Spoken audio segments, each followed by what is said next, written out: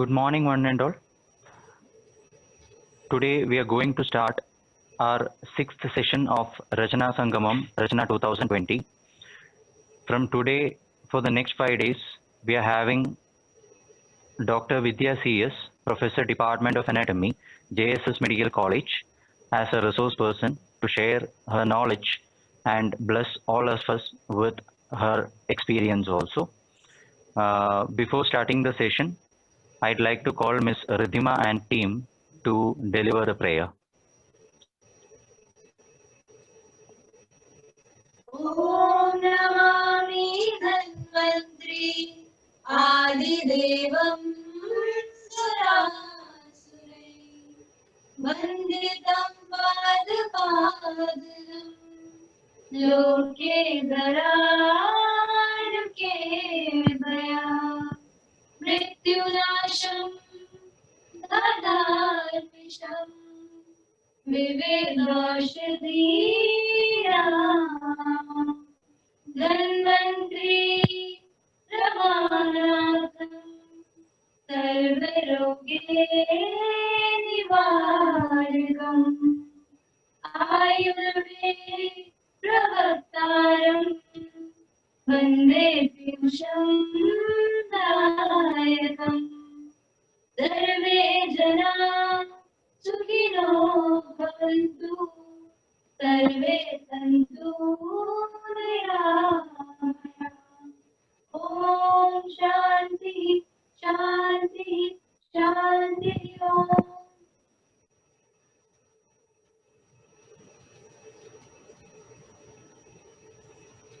Now,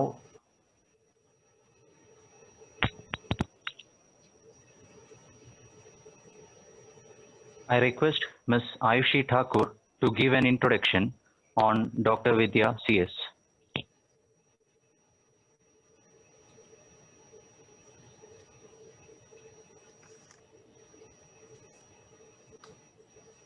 Born in Mysuru of Karnataka in 1978, Dr. Vidya CS had her schooling in the same town and graduated in 2001 from AIMS Belur. Dr. Vidya CS was selected for post-graduation in JSS Medical College. She pursued her PG program in the same institution and obtained her MD and secured third rank in Rajiv Gandhi University examination. Dr. Vidya CS started her career as an assistant professor in 2006. In January 2014, she was promoted as associate professor. Dr. Vidya CS has so far published more than 34 research papers in national and international journals and conferences. She has attended many international conferences and has also chaired many technical sessions. She has organized many national and international conferences and workshops. She immersed herself in conducting research in chosen area of specialization, guiding PhD students, projects, and teaching at undergraduate and postgraduate level. She has brought laurels to the nation and has won so many accolades. To mention a few of them, she was awarded Gold Medal for Best Paper in Clinical Anatomy in 16th KCA conference held in September 25, 2014. She also holds an award for the Young Scientist Award in Wilfra International held in December 2015. She is also a recipient of the Woman Researcher Award by IOSRD in 2018. Dr. Vidya CS is also an avid writer and author. She has so far published 3 books, authored one popular book on dermatoglyphics. She is also an author of the book, Quick Review of Human Anatomy for Allied Health Science and Nursing Students. She is a member of many professional societies and currently heading as Vice President of Karnataka Chapter of Anatomists. Thank you. We welcome you, ma'am. Thank you, Ms. Ayushi. I welcome Dr. Vidya CS to the 6th session of Rachana Sangamam, Rachana 2020. We are privileged, ma'am, And on behalf of Department of Anatomy and Shiva Ayurvedic Medical College, I welcome you to the session, ma'am. Platform is all yours. Thank you, ma'am. Thank you, Dr. Anup and Ayushi. First and foremost, I want to thank Dr. Asha, Principal of Shiva Medical College, for giving me this opportunity. So this is the fifth session on neuroanatomy. So very important and vital topic of sessions because the brain is the one which coordinates entire body. So hope you are seeing the screen. Yeah, ma'am, your screen is visible. Please, if you are not able to see or my voices are not audible, you just unmute yourself and stop me. Yes, ma'am. Yes, ma'am. So welcome to all students and faculty.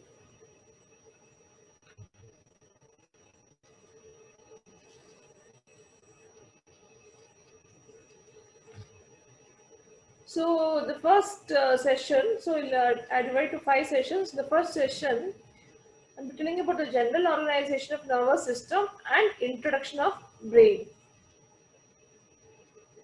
So with pranams to His Holiness Jagadguru Sri Shivaratri Deshikendra Mahaswamiji, who is the Chancellor of JSS Academy.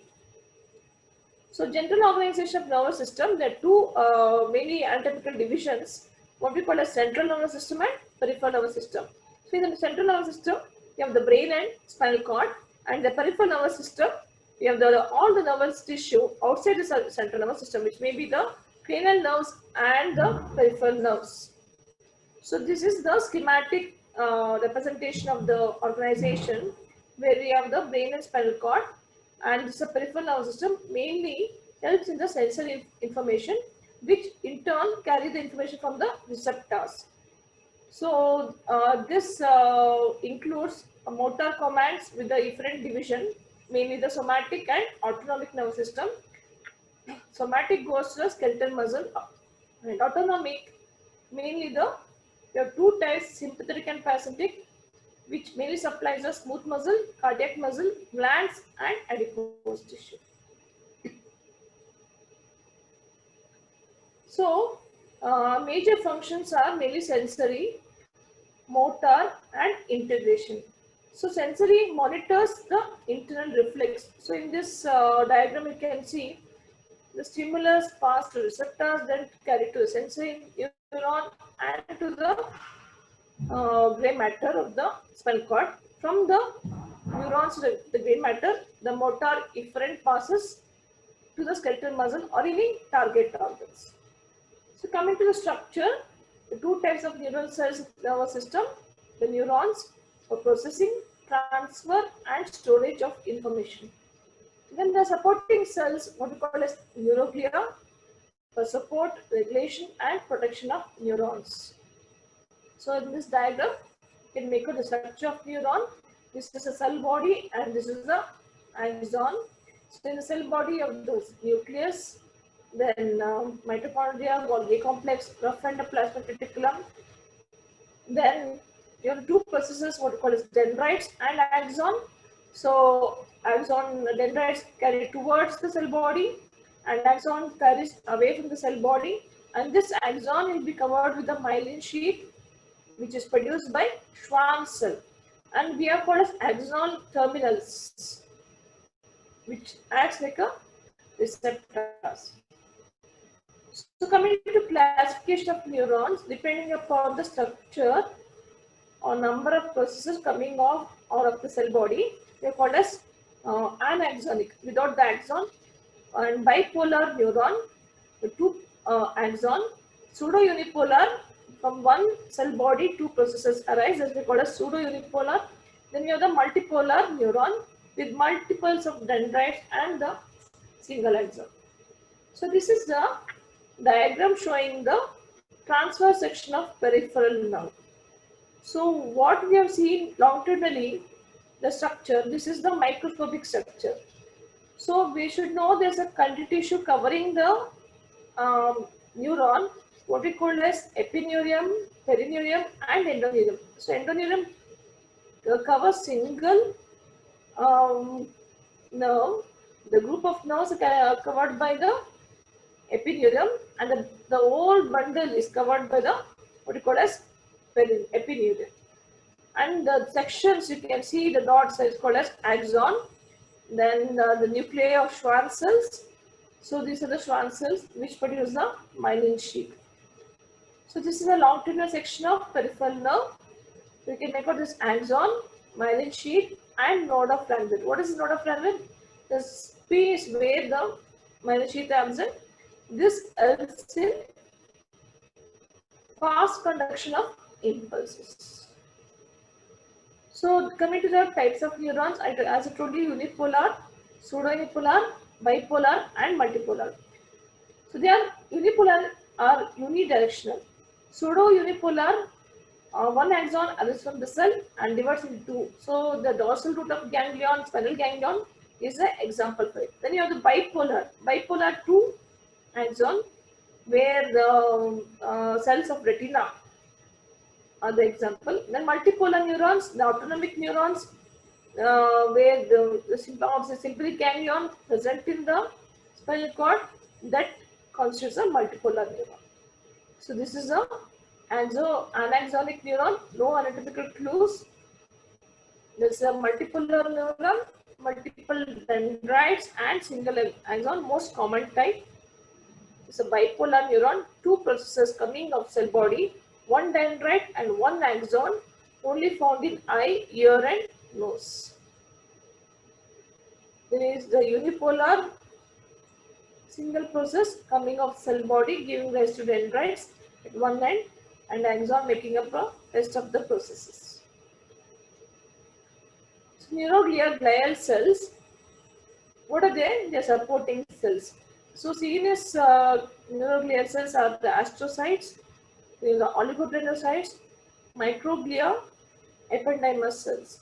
When you come to the peripheral nervous system, there are two types, the Schwann cells and satellite cells.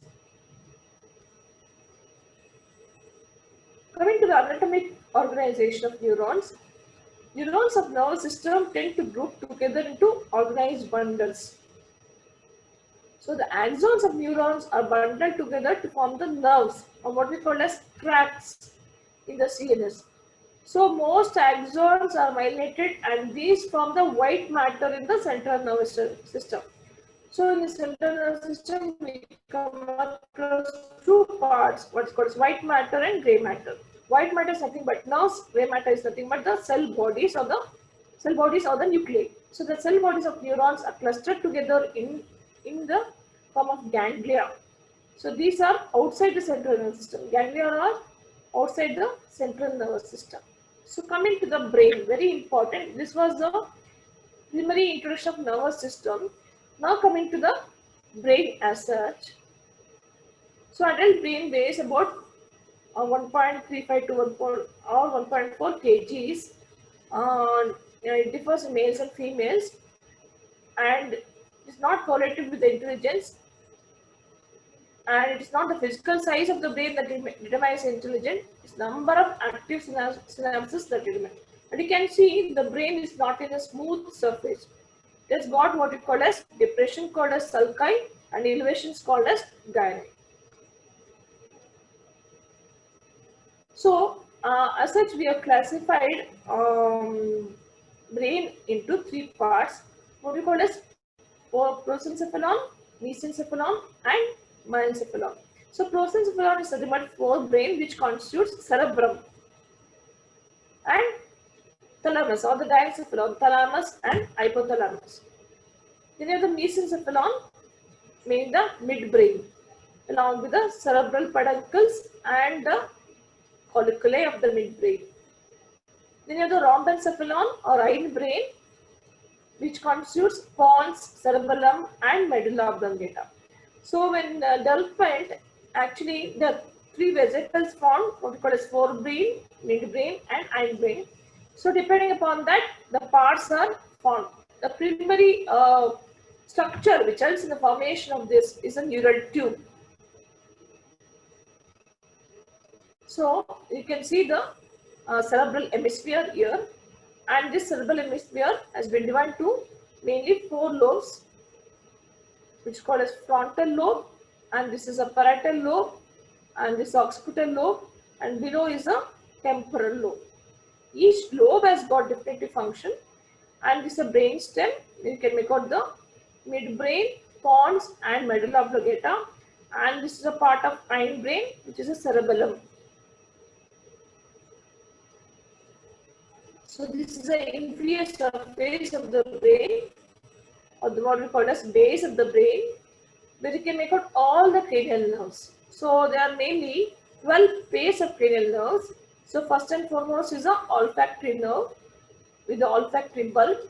This mainly helps in the sense of smell. Then you have the second nerve, it's called as optic nerve, which helps in the vision with the optic tract and optic chiasma.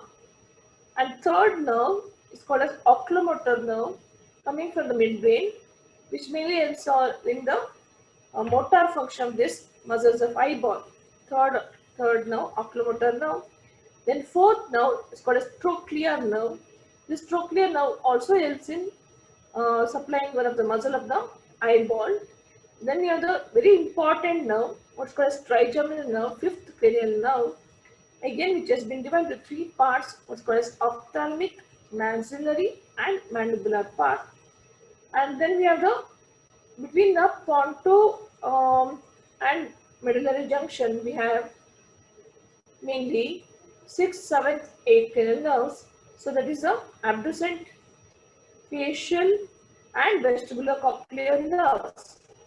Abducent nerve helps in the muscle, supplying the muscle of eyeball, that is called as lateral rectus muscle. Then facial muscle helps in the motor supply of the face. Then vestibulocochlear nerve helps in hearing, auditory. Then we have in the medulla, we have 9, 10, 11 cranial nerves, that is glossopharyngeal nerve. Then you have the vagus nerve, which is the longest nerve, also called as wandering nerve. Then we have the hypoglossal nerve, which supplies the muscle of tongue. Then spinal axillary nerve, which is a large cranial nerve, spinal and cranial part of axillary nerve, which may also supply the muscles of the pharynx. So this is the medial surface. So in the medial surface, you can make out this frontal lobe, parietal lobe, occipital lobe, and this is the important white matter in the medial surface. You can make out this called as corpus callosum, and this is a thalamus, thalamic addition, and this is the brainstem constituting midbrain, pons, and medulla oblongata, and this is a cerebellum. So what are the cavities you see in this? Will be the what we call as ventricles. So in the cerebrum we have lateral ventricle on either side. Then third ventricle in the diencephalon continues with the cerebral aqueduct in the midbrain. That continues as fourth ventricle, then to the central canal of spinal cord. So coming to organization of brain. So as I told you, there is gray matter and white matter. So gray matter mainly constitutes motor neuron and interneurons. Then unmyelinated axons. White matter mainly composed of primary of myelinated axons. So what are the main functions or support to the brain? The brain is protected and isolated by multiple structures by skull or the bony cranium, and there are 3 meninges which are tough membranes, and we have the lubricating fluid, what's called as cerebrospinal fluid, and the blood-brain barrier. So coming to cranial meninges, dura mater, arachnoid matter, and pia matter.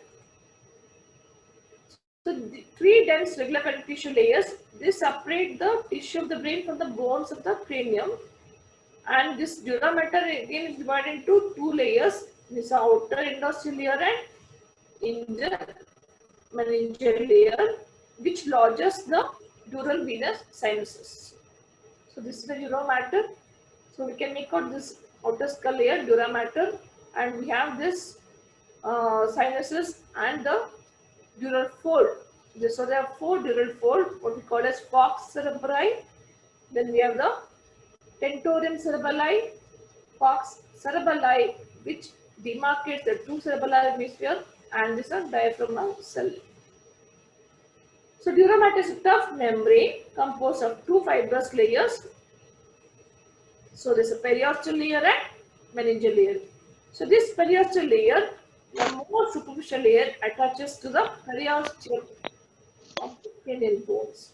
The meningeal layer lies deeper to the periosteal layer, and some of the dural venous sinuses are present here. So this is an image showing the different sinuses. We call as superior sagittal sinus, inferior sagittal sinus, straight sinus, etc. Coming to arachnoid matter. So arachnoid matter is the second layer where the arachnoid granulations are present. It's a delicate web of collagen and elastic fibers.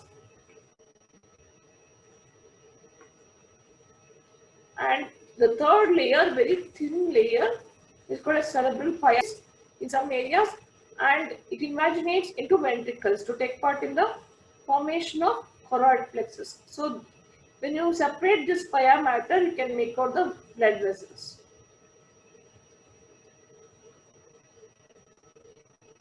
Coming to brain ventricles, as I told you, the ventricles are nothing but cavities within the brain. So there are 4 in number, mainly the 2 lateral ventricles present in the cerebrum. And then within the diencephalon, it's called as third ventricle. And in the hindbrain, we have the 4th ventricle between the pons and the cerebellum. So this is the image showing the ventricles, the bluish color. So the 2 lateral ventricles, or one on each cerebral hemisphere. And this lateral ventricle is like a C-shaped structure, where we have what is called as anterior horn, body of the central part. Then you have the posterior horn, invaginate into the occipital lobe. Then you have the inferior horn. This is the lateral ventricle, C-shaped lateral ventricle. Then you have the interventricular foramen connecting the lateral and the third ventricle, interventricular foramen, and this is a third ventricle present within the diencephalon. And this third ventricle connects with the 4th ventricle through cerebral aqueduct present in the midbrain, and this 4th ventricle continues with the central canal of spinal cord. So this is the pathway of the circulation of cerebrospinal fluid. So this is a cerebrum, lateral ventricle, interventricular foramen, 4th ventricle, and the cerebral central canal of spinal cord. Coming to cerebrospinal fluid. So this is a fluid, a clear colorless liquid that circulates in the ventricles and subarachnoid space. Very important for the important structure which helps in the production of CSF are called as choroid plexus present within the ventricles. And it exposed surface of central nervous system are completely surrounded by the CSF, and mainly the important functions of this are buoyancy, then the protection, and environmental stability. So this is the image showing the pathway of CSF. So the CSF are produced in the choroid plexus of the lateral ventricle, and that is poured to the third ventricle, and again third to 4th ventricle, then to the central of spinal cord, and few of them emerge out in the subarachnoid space to fill up the subarachnoid space. So this is the image showing the circulation of cerebrospinal fluid.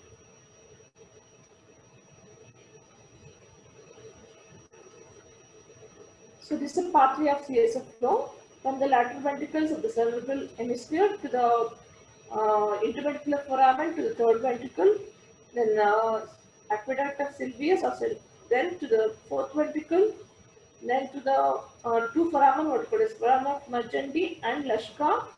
It goes to the subarachnoid space of the brain and spinal cord.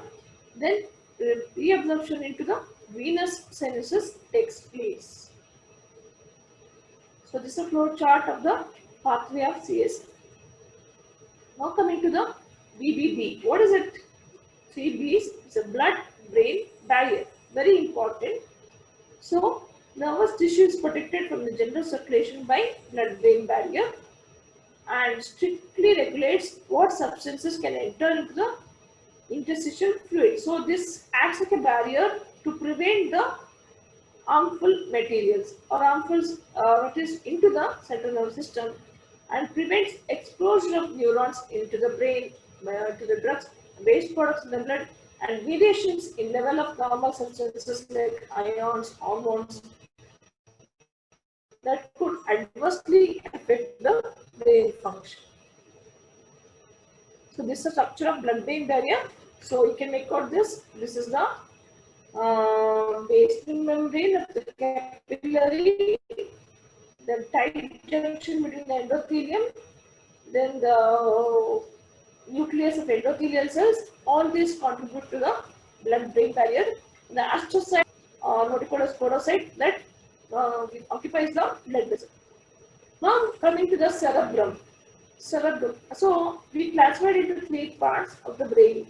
What you call as forebrain, midbrain, and hindbrain. Or what you call as forebrain, prosencephalon, rhombencephalon, and myelencephalon. In the cerebrum, we come to the cerebrum. It accounts for 83% of brain mass, and as I told you, it's not a smooth surface. You have the depression called as fissures, then elevations called as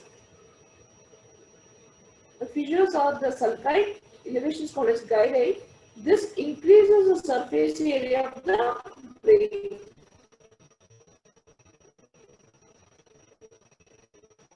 So sulci grooves on the surface of the cerebral hemisphere. Gyri twisted bridges between the sulci. So deeper central, the important sulcus, what you call as central sulcus, it separates the frontal and parietal lobe, and the 2 gyri in this, what you call as pre-central gyrus and post-central gyrus. And behind that, you have what you call as parieto-occipital sulcus, which separates the occipital from the parietal lobe. And lateral sulcus, which separates the frontal lobe. So deeper, one more lobe is there called insula within the lateral sulcus. So the important sulcus and gyri, you can make out this. This is the frontal lobe, parietal lobe, and occipital lobe. So first and foremost, we call as central sulcus. So central sulcus can be marked a midpoint, 2 centimeters behind the midpoint between the frontal pole and the occipital pole is a central sulcus. In front of it is called as pre-central sulcus, and behind that is called as post-central sulcus. And the area between the central and pre-central sulcus is called as pre-central gyrus. And the area between the central sulcus and post-central sulcus is called as post-central gyrus. And this is the important sulcus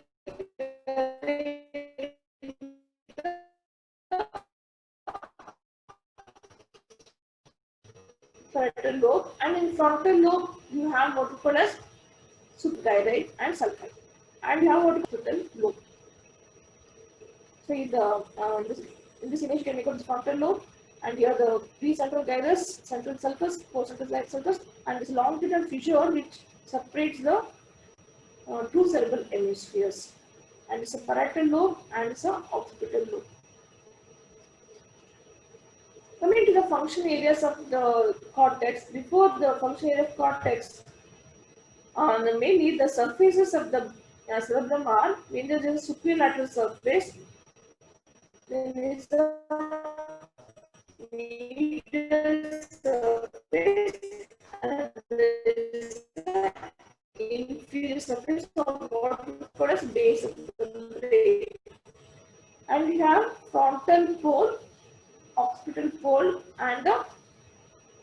whole. Functional areas of the cortex have been very well demarcated.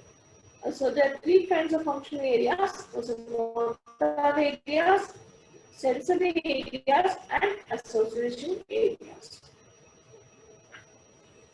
So in this diagram or the image, you can make out this mainly the motor in the precentral gyrus. So each of these areas have been named. The what we call as Brodmann's classification. So the area number 4 and 6 they call as motor area, and behind the central circus is a post central circus constitutes a sensory area. The area number is 312. So in this cerebrum image, the different areas have been named. So this is the area number 4. It's a motor area, and in front of it is called premotor area. In number 4, 6, which constitutes for the motor activities, and the pyramidal tract or corticospinal tract emerges from this area, and this is a bluish color is a precentral, also the post-central sulcus gyrus, where the sensory areas are present.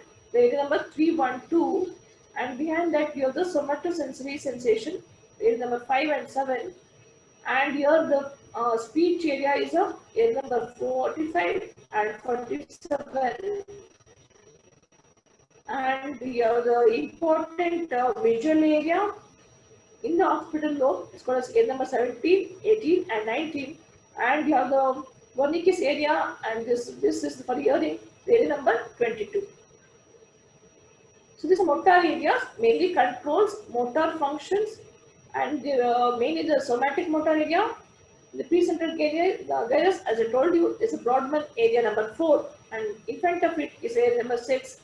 And the pyramidal cells is the large neurons where the pyramidal tract, important tract, the motor tract, also called as corticospinal tract, arises from this area. So this is the representation, what we call as homunculus. Each part of the body has been represented in the cerebral cortex, and this is called as homunculus. So the primary motor cortex, and this is the primary somatosensory cortex. And you can note down that and it's got larger representation because of the skillful movement, and this is a face, and this is for the pharynx, the larynx, and this is for the limbs. Now coming to the sensory cortex. So sensory cortex, the cortical areas involved in the conscious awareness of sensation, located in the parietal, temporal, and occipital lobe, in distinct area for each of the major senses. So this is the primary sensory cortex. So this is the present in the post-central gyrus. The area number is 312. So whatever a sensation from the tip of the fingers or to the toes, it will be related to this sensory areas via thalamus. So they are located on the post-central gyrus, corresponds to Brodmann's area number 1 to 3, involved with the conscious awareness of general somatic senses, and mainly precisely locates the stimulus. So whatever the stimulus that is carried to the spinal cord, from the spinal cord it is carried to the thalamus, integration takes place, and then from the thalamus to this area number 312. So there are some somatosensory association areas which lies posterior to the primary cortex or sensory cortex. This is a Brodmann area number 5 and 7. So they mainly integrates different sensory inputs, namely the touch, pressure, and other stimuli. Mainly expresses the sensory experiences. So the area number 5 and 7 mainly helps in the somatosensory association. Now coming to the visual areas. Visual areas or the sensory, the special sensory function. So we know this is occipital lobe. This is called as occipital lobe. And area number mainly 17, 18, 19, they constitute the visual area in the occipital lobe. So mainly the primary visual area is 17, and secondary is area number 18 and 19. So they mainly helps in the processing of visual information. Processing of visual information um, from the and relate from the optic tract and radiation. They relate to the visual areas and these sense sensations for the vision. The next special sensory area is the auditory area. Auditory area for the hearing. This is presented at mainly the temporal lobe in the superior midline sound, and the area number corresponds to 41 and 42. Area number 41 and 42 corresponds to auditory areas. Now coming to the gustatory areas. Gustatory means again a special sensory what we call as taste sensation. So taste sensation mainly present in the area number 43 in near the lateral surface of the temporal lobe. So the mainly the from the tongue to hypoglossal nerve, the receptors mainly travel to this area number 43 for the taste sensation. Then you have the one more special sensation, what we call as olfactory cortex through the olfactory nerves. This lies on the medial aspect of the cerebrum, located in the region of piriform lobe, and this olfactory nerves transmit impulses to the olfactory cortex and provide consciousness, awareness of smell, which is very important and is well developed in case of animals. So this area depicts the vestibular cortex, and this is somatosensory cortex, and this is gustatory, also called as taste sensation cortex. It's a visual cortex, it's an olfactory cortex, and it's an auditory cortex. So what are the numbers here? The area number is 5 and 7, gustatory is 43, visual is 17, 18, 19, auditory is 21, 22, olfactory in this area. So some of the association areas are also called as language area. So it's very important, the speech areas, also called as Broca's area. This is a Broca's area, just above the lateral sulcus. Then you have the Wernicke's area for the speech comprehension. Which, this is the speech comprehension area, or also called as Wernicke's area. So these are the different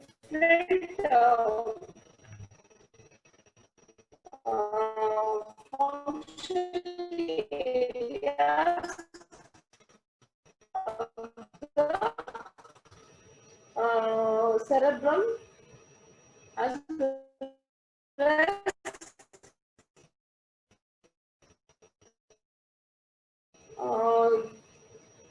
the general organization of the brain.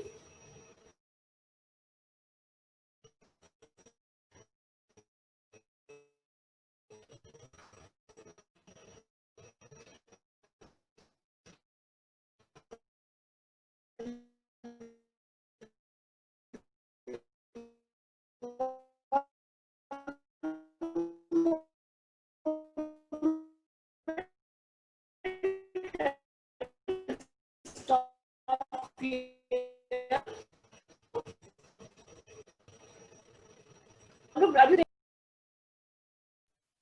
Yeah, ma'am.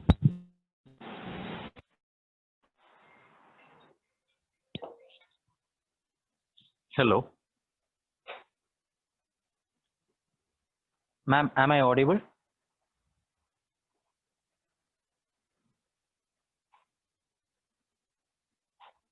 Ma'am, you are muted. Actually, your microphone is muted, ma'am.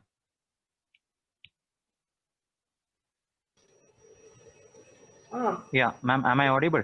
Yeah. This was today's session, like introduction of the central nervous system as well as the few parts of the brain and its functional areas. Yeah, ma'am. And the students who are interested or who could not follow can themselves can unmute themselves and ask questions regarding today's session. Yes, ma'am. Yes, ma'am. Those who are having any doubt, you can just put a message as a chat, or you can unmute yourself and you can directly convey that with madam. If anyone is having any doubt, kindly convey with ma'am.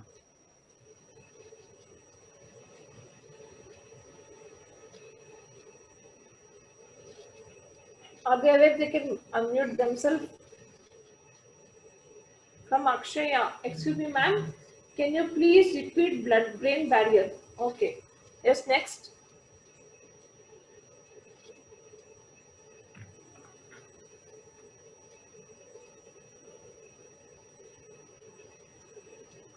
Anyone else?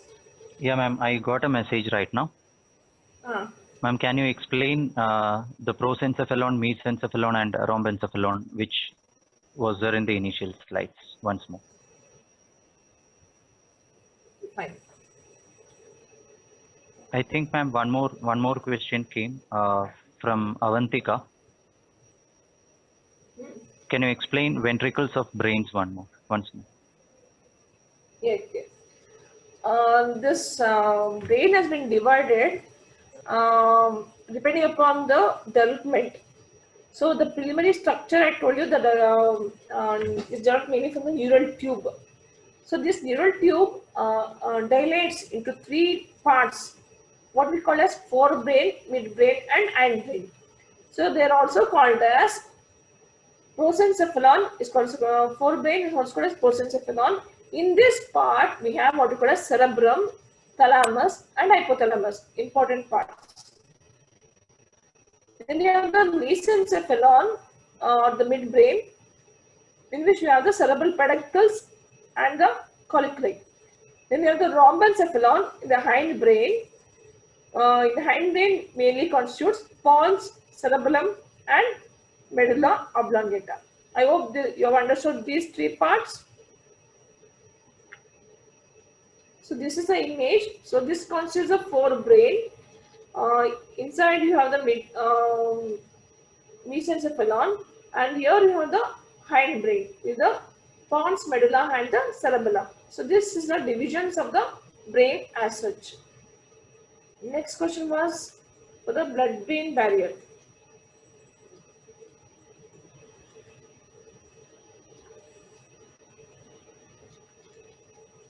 So before that, ventricles of the brain.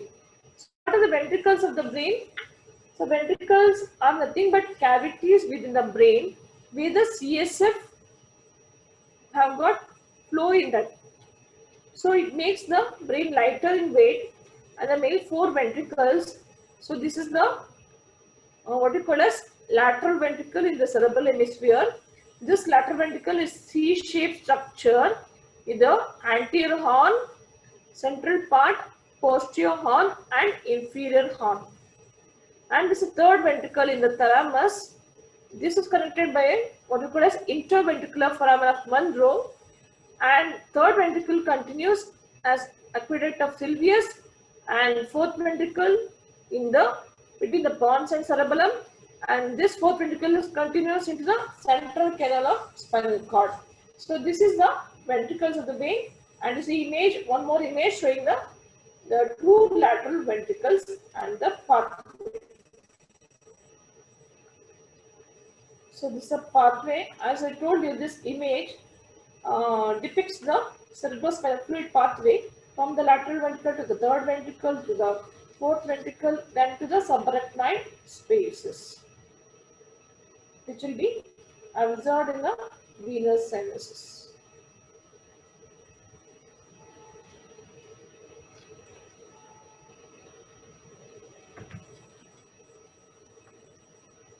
So what is this blood-brain barrier? So this is a barrier. Nervous tissue is protected from general circulation by blood-brain barrier, mainly to prevent the entry of the level of hormone substances like ions, hormones that could adversely affect the brain function. So this is the image showing the blood-brain barrier, mainly formed by the capillary. So that is with the capillary has got basement membrane and endothelial tight junction. Then you have the blood within the blood vessel, and this is an astrocyte where the it just got podocyte which engulf the capillaries. So this is the blood-brain barrier. Is anyone else?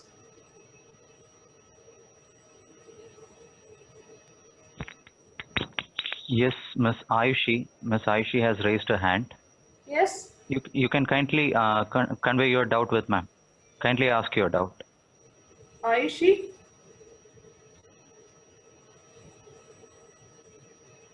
Ayushi, unmute yourself. Yes. Tell me.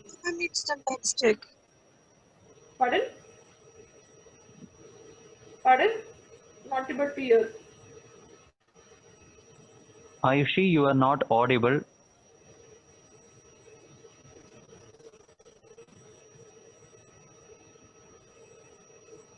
Ayushi, kindly ask the doubt once more. You were not audible. You unmute yourself. Unmute yourself, Ayushi, and then you can ask.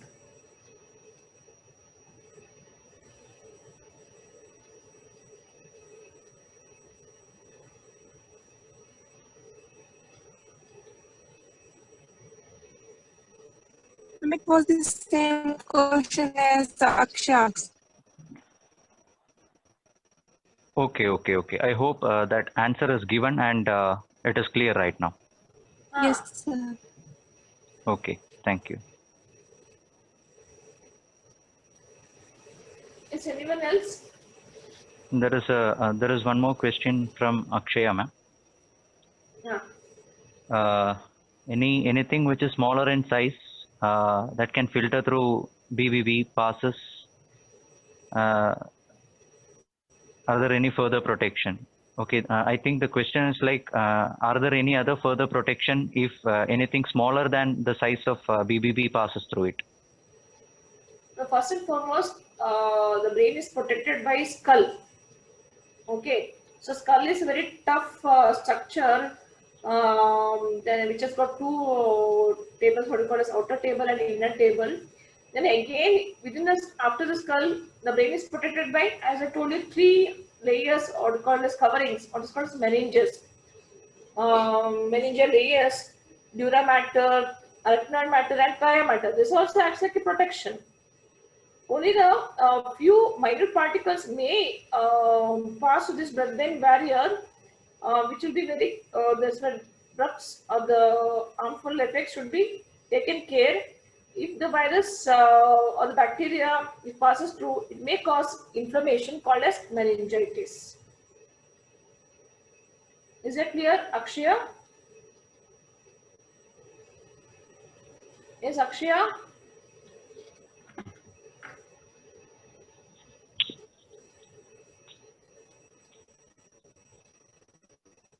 Yes, ma'am.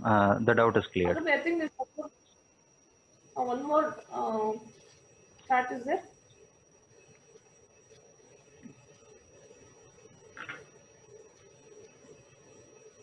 Is there one more question, Dr. Anu?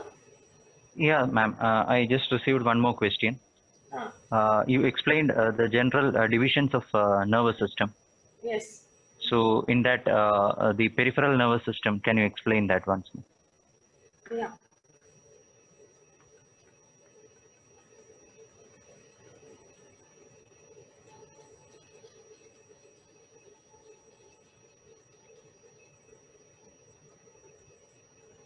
See, actually, there are two anatomical divisions. What we call a central nervous system mainly constitutes brain and spinal cord, and peripheral nervous system mainly the cranial nerves and the whatever the peripheral nerves you studied, like it may be the radial nerve, ulnar nerve, or it may be sciatic nerve. They constitute the peripheral nervous system. So this is the organization here. It's called a sensory neuron, which carries the receptor, the stimulus from the receptor to sensory neuron. It relays into the gray matter in the spinal cord, and from the gray matter, the motor neurons carries away from the central, the spinal cord, and it passes to the effector organ. It may be effector thing, maybe the muscle or maybe the organs, anything. So this is the organization, and this image shows the organization of peripheral nervous system, mainly the sensory, the receptors. So the receptors may be somatosensory receptors and visceral sensory receptors. Viscera means the organs. It may be stomach, intestine, or it may be heart, whatever the visceral. That is the general organization of nervous system. Yes, anyone else? Yeah, ma'am. One more doubt came. Yeah. Ma'am, we have heard about enteric nervous system. So, in which division enteric nervous system has to be taken into Enteric consideration? nervous system mainly consists of the autonomic nervous system, which are involuntary. That enteric comes under the autonomic nervous system because they are involuntary.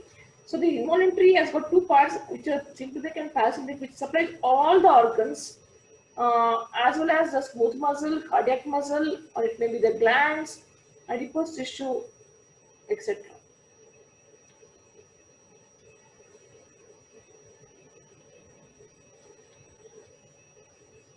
Yes.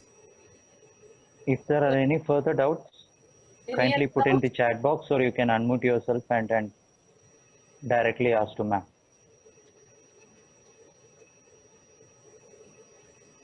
The first session, I'm not going in depth because it's the first session. They have to understand what is the central nervous system, what is the cerebrum, all those things.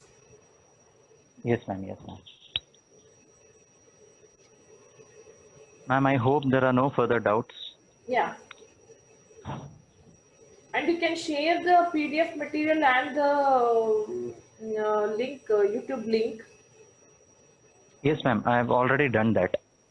Then they can go through it, and then at the end of the last session, I'll give the Google form for Okay, the ma'am. feedback. So they Okay, can ma'am. fill up the Google form and submit it. That will be fine. Yes, ma'am. Okay, ma'am. Okay, ma'am. Is it okay? Yeah, ma'am. So shall I leave the session? Yeah, Excuse me, ma'am. ma'am. So, Yes. Yes. Ma'am, I have a question, ma'am. Yes. Ma'am, regarding the foramen of Monro, ma'am. Yeah. Ma'am, isn't it there the dead space formed in the fourth ventricle? If the foramen of the Monro is present on the in the upper portion of the third ventricle at the third ventricle level, ma'am, isn't it there the dead space formed in the fourth ventricle for the CSF? No. Actually, what is your question is the foramen of Monro and foramen of is the latest connection in the lateral ventricle and third ventricle, isn't it? Hello. Sorry, ma'am, your voice is not Hello. clear, ma'am. Foramen of Monro is a connection between the lateral ventricle and third ventricle. If this Yes, is blocked, then there will be collection of CSF in the lateral ventricle. Now, why there's a dead space in fourth ventricle? The foramen in the fourth ventricle we have what is foramen of Legendary and foramen of Rushka. That Yes. connects with the subarachnoid space. I cleared your doubt. Yes, ma'am. This is the interventricular foramen or Monro connecting the lateral and third ventricle. If this is blocked, then there will be what we call as hydrocephalus with a collection of fluids and CSF in the lateral ventricle, increasing the pressure in the lateral ventricle. Okay. Okay. And this will be noted in the CT scan, the enlargement of lateral ventricle of particular. I think, ma'am, his question was if foramen of Monro is blocked, there will be, I think the question was like, will it affect the movement of CSF and also production of CSF, overall production of CSF? It will not affect the production. It will help in the blocking. It will block the pathway of the CSF from lateral to third ventricle. That is, if the foramen of Monro is blocked. Okay. I hope, Mr. Giriraj, your doubt is cleared. Yes, sir. Okay, ma'am. It causes a pathological condition with the enlargement of that lateral ventricles. Okay. Yes, Yes, ma'am. any other questions? Any other questions?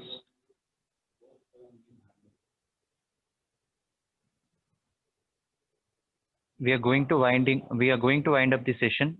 If any of the students are having any questions, you may kindly ask now.